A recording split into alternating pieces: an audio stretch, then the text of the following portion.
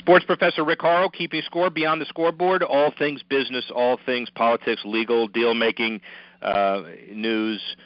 In the world of sports, we've had this conversation in a number of contexts before, and we understand now that anywhere from 70 to 75% of column inches, as they're defined, or internet space, or content areas, focus not on the X's and O's anymore, but on deal-making, legal, marketing, endorsement, business, how to break into the business, how to stay in the business, how to be relevant in the business, and introducing a new segment, and not just because of it's off-season and we're ready for football and other sports, but Savannah Padron, who's now involved with Horrow Sports Ventures in the context of a college insider, but also kind of getting in the business and the eyes and ears of people in that world.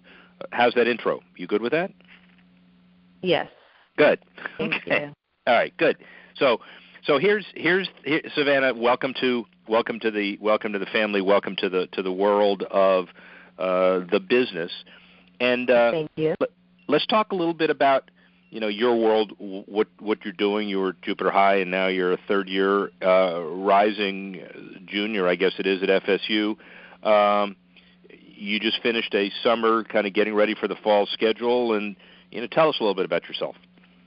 Right, yes. I played sports growing up in high school and loved them so much that I decided to major in sports management in college, and just kind of being around the FSU community has been great. And this summer got to kind of see a different side, and just with the new stadium being built and everything, it's been exciting to kind of be in the realm of everything happening.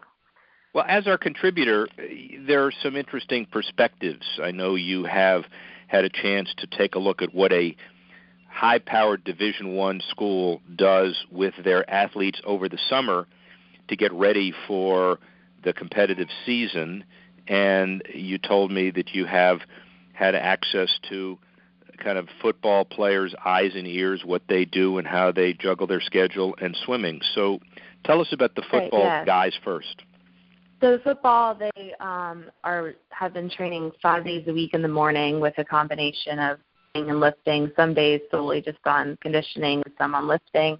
And it's not mandatory necessarily to stay over summer to train, but they are expected, if they do stay, to attend every practice as if it was in season, and if they choose to go home, to be come back in better shape and just as good a shape as the people that stayed are in.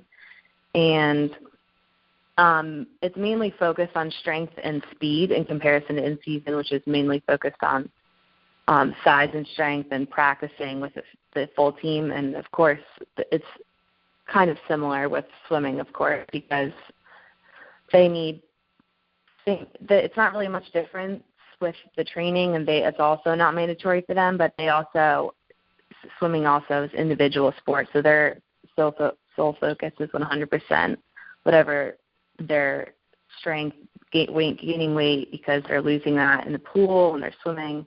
So it's just they're both kind of similar in the training aspect and being around town, but it's really up to the individual athletes and how hard they're training and et cetera. So the bottom line really is that college D1 scholarship athletes are really adept at juggling. They're better jugglers than most other human beings at 18, 19, 20, 22 years old. Their schedule's pretty massive, right? And they also have to prioritize. Right, and of course over summer they have a less academic workload, so they're able to completely focus on their training. But during the season, these athletes have a practice in the morning right before their full day of classes. And the average FSU student is just strolling into class at 9 a.m. complaining that they're up that early, when these athletes have already had practice and have more to go after school ends, and then at the end of the day maybe have to type a paper or write an exam the next day. It's impressive how they can juggle it. And some of them are involved in more than just sports and school. They're in clubs and Greek life, and that's very time-consuming as well. You've got a couple of different perspectives of D1 athletes. Football, especially at FSU, with the Jimbo Fisher regime, is used to excellence, top 10, every minute accounted for. and the swimming program, I guess, is pretty significant. But as you said, individual sports, what are the biggest kind of differences and the biggest similarities between the athletes that you've talked to in both sports? I think the biggest difference is just their personal, like the times is very mornings and then do your thing during the day and then have another practice at the end.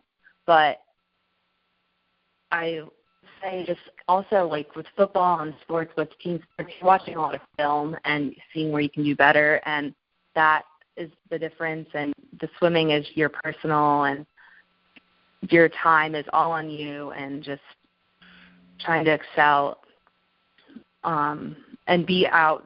And also, if you think about it, just football players are competing for a place on the field. If you're not only competing to be the best player you can be, but you're practicing to be that person to switch out and just carry the team. And especially if you go home, you're not in the coach's eyes all summer of training, so you have that much more to prove when you come back. And I know that the football players' training camp is very successful because that's the first time they're all together again without any classes, so they can spend that time just truly working on their last-minute things before the season comes around.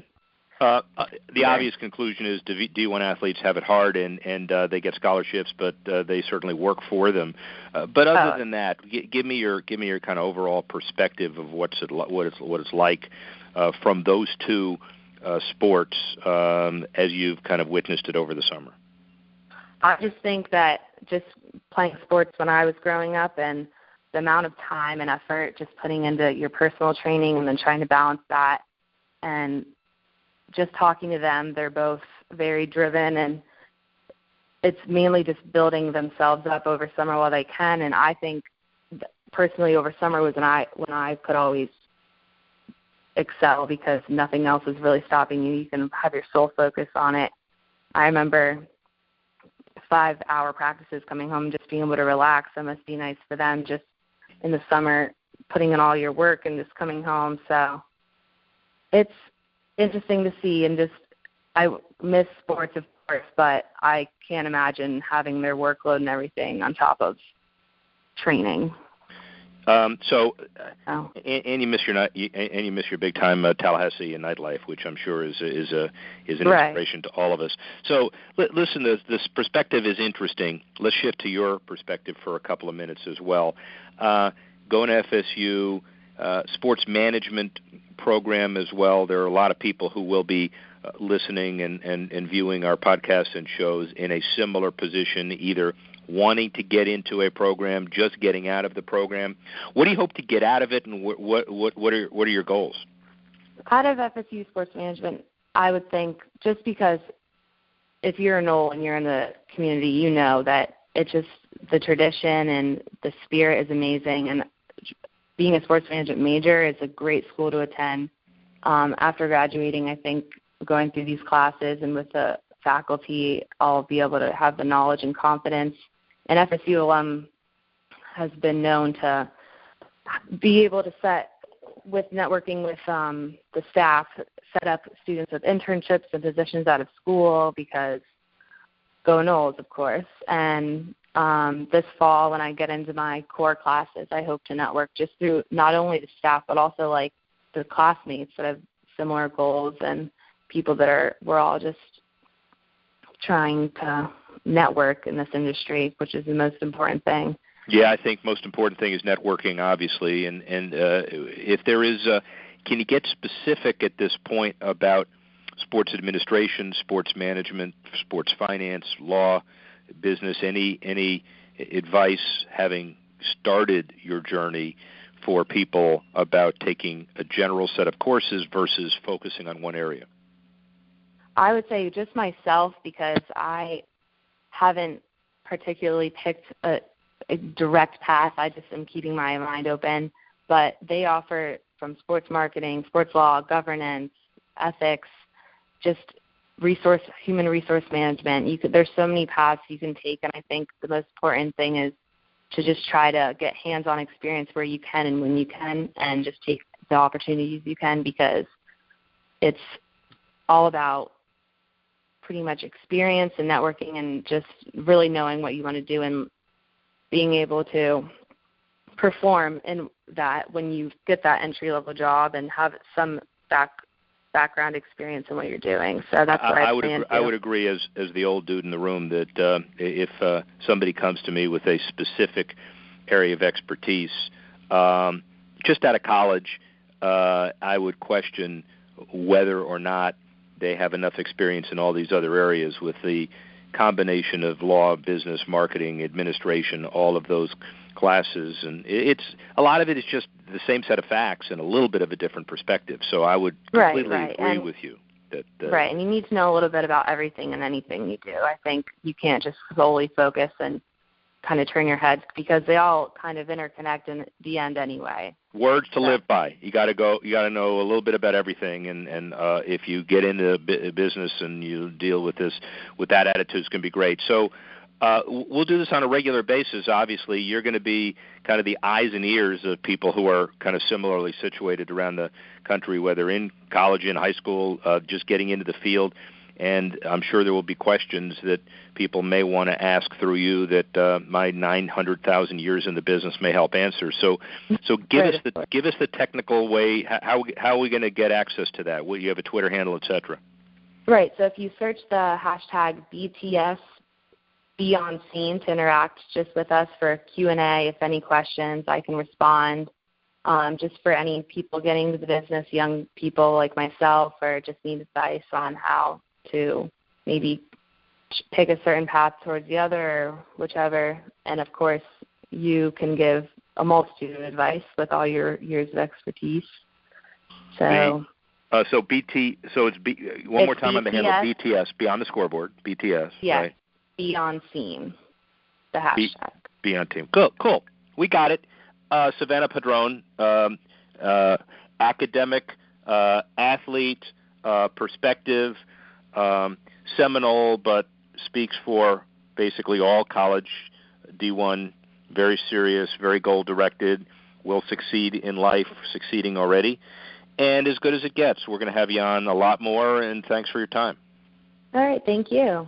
Awesome. Rick Horrow, sports professor, keeping score, Beyond the Scoreboard. Be back in a minute.